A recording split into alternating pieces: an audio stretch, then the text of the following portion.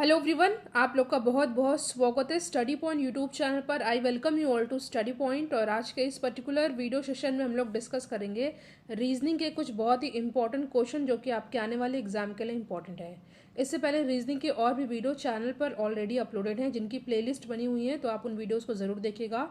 और कुछ important videos का लिंक डिस्क्रिप्शन बॉक्स में दिया हुआ है, तो आप उस वीडियो को भी देखिएगा। तो चलिए हम लोग अपना आज का डिस्कशन स्टार्ट करते हैं। अगर आप चाहें तो टेलीग्राम चैनल से जुड़ सकते हैं और व्हाट्सएप ग्रुप से भी जुड़ सकते हैं, जिसका लिंक डिस्क्रिप्शन बॉक्स में है। तो आज का हमारा पहला क्वेश्चन देखिए, जो आज का रीजनिंग का क्वेश्चन होगा बहुत ही बेसिक क्वेश्चन होंगे। तो इससे पहले जो वीडियो अपलोड किया गया था उसमें अच्छे क्वेश्चन थे, और आज के जो है वीडियो उसमें बेसिक क्वेश्चन को डिस्कस किया जाएगा। ठीक है, तो पहला क्वेश्चन है, यदि गुड यानी कि GOOD की वैल्यू 41 है तो बैड की वैल्यू क्या होगी। ठीक है, if good is 41 then bad is dash. आपके सामने चार ऑप्शन दिया हुआ है। देखिए इस क्वेश्चन को हम लोग कैसे सॉल्व करेंगे, बस इसमें हम लोग ये करेंगे, जो अल्फ़ाबेट की वैल्यू होती है उसको लिख करके उनको आपस में जोड़ देंगे। जैसे कि जी की अल्फ़ाबेटिक कोड में क्या लिखते हैं हम लोग, 7 लिखते हैं। ओ को क्या लिखते हैं, ओ को 15 लिखते हैं। फिर से ओ दिया हुआ है तो फिर से 15 लिखेंगे, प्लस 15। देन डी का क्या होता है, 4 होता है। तो जब इनको हम लोग आपस में प्लस कर देंगे तो वैल्यू हमारी क्या आ जाएगी, 41। ठीक है, ये बहुत ही सिंपल क्वेश्चन है। ठीक है, रिवीजन के लिए मैंने इस क्वेश्चन को इंक्लूड किया है। और लास्ट में इसी से रिलेटेड मैं एक इंपॉर्टेंट क्वेश्चन पूछूंगी जिसका आंसर आपको कमेंट सेक्शन में देना है। तो उसी तरह हम लोग बैट को कैसे करेंगे, बी, बहुत ही सिंपल क्वेश्चन है। बैट बी का जो कोडिंग का जो होता है वो क्या होता है, सिंबल डिजिट में, तो ये होता है क्या, 2। और ए का क्या होता है, 1। और डी का क्या होता है, 4। बहुत ही सिंपल है। तो यहाँ पे हमारा आ जाएगा प्लस करने पर 7। ठीक है, जो कि ऑप्शन सी में साफ साफ दिख रहा है। सिंपल क्वेश्चन था, बस हमको यहाँ पे इनकी जो कोड वैल्यू होती है वो लिख करके आपस में प्लस कर देना है और आपको इसका आंसर आ जाएगा। ठीक है, नेक्स्ट क्वेश्चन पे हम लोग आते हैं। क्वेश्चन है, यदि एक निश्चित संकेत लिपि में यानी कि किसी कोड में सिल्क को 1991211 लिखा जाता है तो शब्द कॉटन को उसी कोड में कैसे लिखा जाएगा। If in a certain code silk is written as 1991211 then what will be cotton be written as in the same code. ठीक है, कैसे सॉल्व करेंगे, बहुत ही सिंपल क्वेश्चन है। देखिए क्या करना है, देखिए आपको पहले यहाँ पे मैं लिख के देती हूँ, सिल्क SIL के, बहुत ही सिंपल क्वेश्चन है। बेसिक क्वेश्चन को इंक्लूड किया गया है तो आपको यहाँ पे ज़्यादा टाइम भी नहीं लगेगा समझने में। देखिए एस की कोड वैल्यू क्या होती है, 19 होती है। ठीक है, एस की कोड वैल्यू 19 होती है। जैसे ए की 1 होती है वैसे एस की 19 होती है। आई की क्या होगी, आई की होती है 9। उसके बाद एल की क्या होती है, एल की होती है कोड वैल्यू 12। और के दिया हुआ है, के की होती है 11। ठीक है, तो आपने यहाँ पे क्या देखा कि जो कोड वैल्यू है उसी को एज इट इज़ लिख दिया गया है। ठीक है, एस की होती है 19 तो यहाँ पे 19 लिखा है। आई की होती है 9 तो यहाँ 9 लिखा है। एल की होती है 12 तो यहाँ 12 लिखा है। और उसी तरह के की होती है 11 तो यहाँ पे 11 लिखा है। सेम इसी तरह से हम क्वेश्चन को सॉल्व करेंगे कॉटन के लिए। कॉटन को हम लोग लिख देते हैं यहाँ पे COTTON। इसको हम लोग जो इनकी जो कोड वैल्यू होती है उसको लिखेंगे। क्या आएगा, देखिए सी की क्या होती है, सी की होती है 3। ठीक है, सी की कोड वैल्यू क्या होती है, 3 होती है। ओ की क्या होती है, ओ की होती है 15 यानी कि 15। ठीक है, उसके बाद टी की क्या होती है, टी की होती है 20। उसके बाद फिर से टी दे रखा है तो फिर से क्या हो जाएगा, 20 हो जाएगा। यहाँ मैं नीचे लिख दे रही हूँ। उसके बाद ओ है और एन है, तो ओ की होती है 15 और जैसा कि हमने यहाँ पे डिस्कस किया, और एन की क्या होगी 14। ठीक है, यहाँ लिख देती हूँ। तो यहाँ पे हमारा वैल्यू क्या होगी, यहाँ पे पूरा सही से मैं लिख देती हूँ 3। ठीक है, उसके बाद 15, उसके बाद 20, then 20 again, then 15 and then 14। ठीक है, COTTON। ठीक है, तो ये हमें किस क्वेश्चन में दिख रहा है, ये किस ऑप्शन में दिख रहा है ये, तो यहाँ पे हमारा सही आंसर होगा ऑप्शन नंबर डी। ठीक है, ऑप्शन नंबर डी हो जाएगा यहाँ पे हमारा सही आंसर। नेक्स्ट क्वेश्चन पे हम लोग आते हैं। क्वेश्चन है डायरेक्शन से, और ये भी बहुत बेसिक है। देखिए अगर डायरेक्शन वाले क्वेश्चन पूछे जाएँ तो आपको एक चीज़ पता होना चाहिए कि यहाँ होता है नॉर्थ, साउथ, और यहाँ पे होता है वेस्ट और ईस्ट। ठीक है, देखिए अगर आपको पता है तो बहुत अच्छी बात है, बट जिन लोगों को नहीं पता है, नॉर्थ, साउथ, वेस्ट, ईस्ट, और सब डायरेक्शन क्या होता है, इनके बीच का क्या हो जाएगा, ये नॉर्थ ईस्ट और यहाँ पे क्या हो जाएगा नॉर्थ वेस्ट, और यहाँ पे क्या हो जाएगा सब डायरेक्शन WS या SW, और यहाँ पे SE या ES।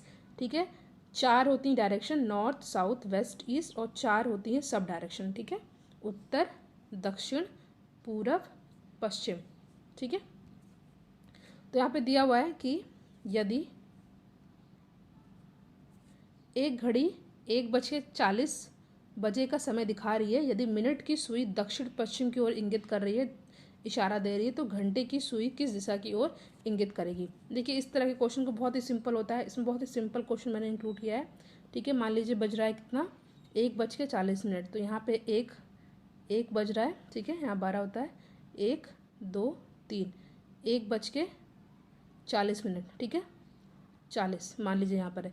तो आपको पता है कि अभी मैंने आपको यहाँ डायरेक्शन बताया था, तो ये वाला क्या होता है नॉर्थ ईस्ट होता है। ठीक है, तो आपको घंटे का ही पूछा है, तो ये नॉर्थ ईस्ट हो जाएगा। ठीक है, यानी कि उत्तर पूर्व। देखिए इसको मैंने यहाँ पे सॉल्व करके यहाँ पे लगा दे रखा है इंग्लिश में। A clock is showing the time 1:40 if the minute hand point to south west, in which direction does the hand are point. देखिए सिंपल सा है, इसलिए मैंने यहाँ पे लगा रखा है। ये है घंटे की और ये है मिनट की। मिनट का बता रखा है कि दक्षिण पश्चिम में दिख रहा है आपको यहाँ पे। ठीक है, उसी तरह north south west east, north south west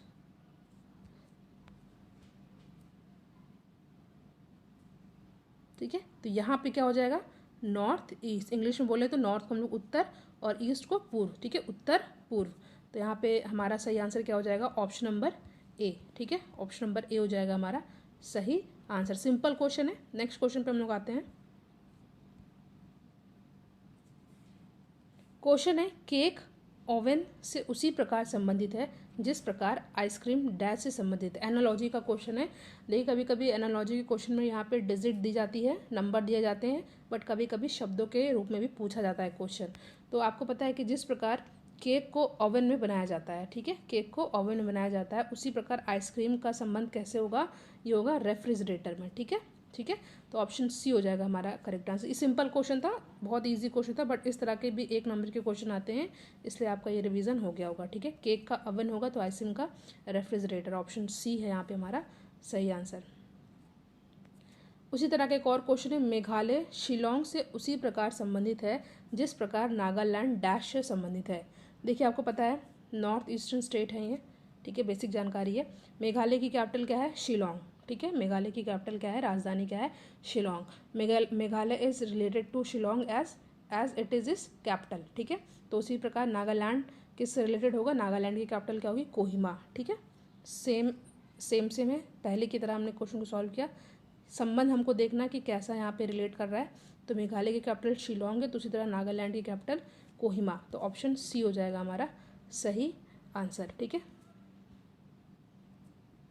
next question है, प्रस्तुत चित्र में निम्नलिखित में से कौन सा विकल्प वेन आरेख हेतु सबसे उपयुक्त है। देखिए कभी कभी शब्द दे रखे होते हैं, ठीक है, उसके बाद आपको वेन डायग्राम ड्रॉ करना होता है, बट यहाँ पे क्या दे रखा है, यहाँ पे वेन डायग्राम ऑलरेडी दे रखा है। आपको बताना है कि कौन सा यहाँ पे ऑप्शन सही होगा। ठीक है, देखिए अगर इस तरह का वेन डायग्राम दिया रहा है तो इसका मतलब ये होता है कि जो तीनों चीज़ें दी हुई हैं वो रिलेट एकदम से नहीं कर रही हैं, एकदम ही इन तीनों का एक दूसरे से कोई वास्ता नहीं है। तो आपको बताना है कि इसमें से ABCD में कौन सा ऐसा ऑप्शन है जो ऐसा दर्शाए। पहला क्या दे रखा है, अंग्रेजी तमिल हिंदी, महिला माँ डॉक्टर, यात्री बस रेलगाड़ी, प्रदूषण हवा पानी। देखिए अगर इसमें बात की जाए यहाँ पे बी वाले ऑप्शन की, तो देखिए महिला है, महिला में माँ भी हो सकती हैं और डॉक्टर भी हो सकती हैं। ठीक है, तो ये तो बी वाला हमारा गलत हो गया। यहाँ पे दिया हुआ सी, यात्री बस रेलगाड़ी। देखिए यात्री जो होते हैं वो बस से भी जा सकते हैं और रेलगाड़ी से भी जा सकते हैं। यहाँ यात्री जो है बस में भी होंगे और रेलगाड़ी में भी होंगे, तो सी वाला भी हमारा सही नहीं है। और जो चौथा दे रखा है प्रदूषण हवा पानी, देखिए जो प्रदूषण होता है वो कई प्रकार के होते हैं, उनमें से एक होता है हवा के द्वारा भी प्रदूषण हो सकता है और पानी के द्वारा भी हो सकता है। ठीक है, एयर पोल्यूशन और वाटर पोल्यूशन।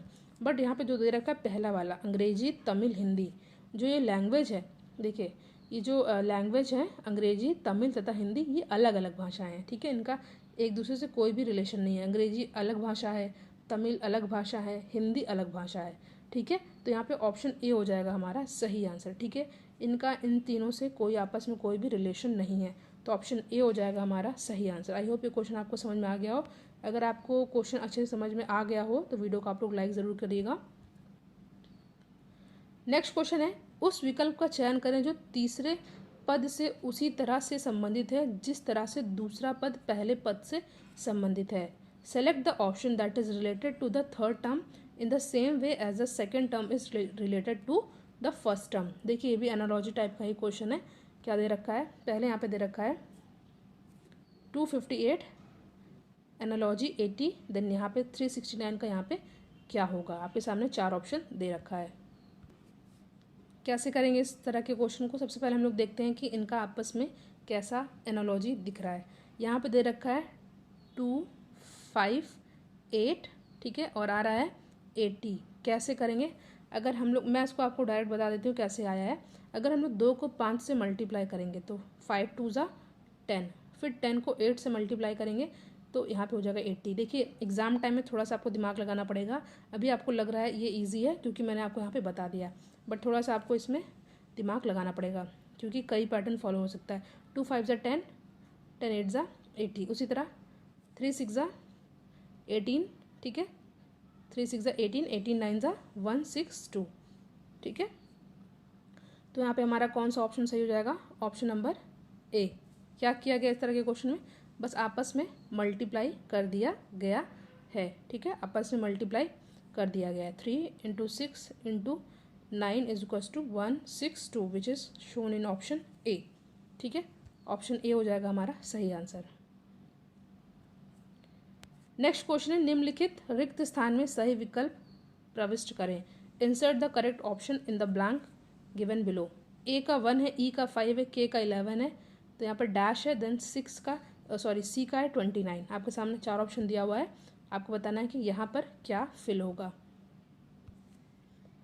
ध्यान से देखिए इस क्वेश्चन को, क्या दे रखा है, A1 E5 के 11 डैश C 29। देखिए ए और ई में ए के बाद ई आ रहा है, तो मतलब कितने अल्फ़ाबेट के बाद आ रहा है, 4 के बाद। B C D, उसके बाद चौथा ई है। ठीक है, B C D एंड चौथा ई है। और इसी तरह 1 के बाद 5 आ रहा है, तो यानी कि 2 3 4, चौथा क्या है, 5 है। ठीक है, इसी तरह के का है 11, यहाँ पे ई के बाद आ जाएगा, देखिए ध्यान से देखिएगा, यहाँ पे ए के बाद ई है यानी कि +4 किया गया है, सिंपल सा है। उसी तरह ए के बाद 1 के बाद 5 है तो यहाँ पे +4 किया गया है। अब इसी तरह हम लोग नेक्स्ट देखते हैं, ई के बाद के है, ई के बाद के है, मतलब ई के बाद FGHIJK यानी कि छठा।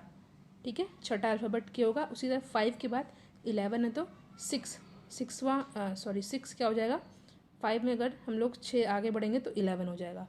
उसी तरह एक बार हम लोग 4 बढ़े, फिर 6 बढ़े, फिर क्या हम लोग आगे बढ़ेंगे 8, यानी कि के के बाद 8। के के बाद 8वां अल्फ़ाबेट कौन सा आएगा, ये आएगा S। ठीक है, उसी तरह 11 के बाद 8वां क्या आएगा, ये आएगा आपका 19। 11 के बाद 8 और आगे बढ़ेंगे तो हम लोग क्या आएगा 19, यानी कि S19। बट अभी हमें चेक करना है क्या यही पैटर्न आगे फॉलो कर रहा है या नहीं। यानी कि S के बाद हम लोग एक बार 4 था, एक बार 6 था, एक बार 4 के बाद 6 था, उसके बाद 8 था, 8 होगा यहाँ पे, ध्यान दीजिएगा। ए के बाद हम लोग 4 बढ़े हैं, ठीक है, 1 के बाद 5 4, तो ई के बाद के 6, 5 के बाद 11 6, उसके बाद के बाद हम लोग 8 आगे बढ़ेंगे तो हमारा क्या आ जाएगा, S आएगा। उसी तरह 11 के बाद 8 8 क्या आ जाएगा हमारा, यह आ जाएगा 19। उसी तरह अब हम लोग 10 बढ़ेंगे। ठीक है, 10 यानी कि S के बाद 10वां अल्फ़ाबेट क्या आएगा हमारा, C आएगा। ठीक है, और उसी की तरह 19 के बाद 10 में ऐड करेंगे तो 29 आ जाएगा। सिंपल है, बस हमें अल्फ़ाबेट में भी और नंबर में भी आगे बढ़ते जाना है। कितने कितने गैप पर, एक बार 4, एक बार 6, एक बार 8, एक बार 8 और एक बार 10। सिंपल है, सिंपल सा क्वेश्चन है, आपको बस थोड़ा सा दिमाग लगाना है। इसमें आपको 2 काम करना है, अल्फ़ाबेट के साथ भी वही काम करना है और डिजिट के साथ भी वही काम करना है। यानी कि एक बार +4 +6 +8 देन +10। ठीक है, आई होप ये क्वेश्चन आपको अच्छे समझ में आ गया हो। देखिए मैंने आपसे कहा था लास्ट में आपको सिंपल सा क्वेश्चन पूछूंगी जिसका आंसर आपको कमेंट सेक्शन में देना होगा। तो क्वेश्चन क्या है, यदि एक्टिव 60 है तो पैसिव क्या होगा? If active is 60 then passive is dash. आपके सामने 4 ऑप्शन दिया हुआ है, 100, 80, 55 और 91। इस क्वेश्चन का आंसर आप लोग कमेंट सेक्शन में दीजिएगा। वीडियो को लाइक एंड शेयर ज़रूर करेगा। Thank you so much for watching. Thank you.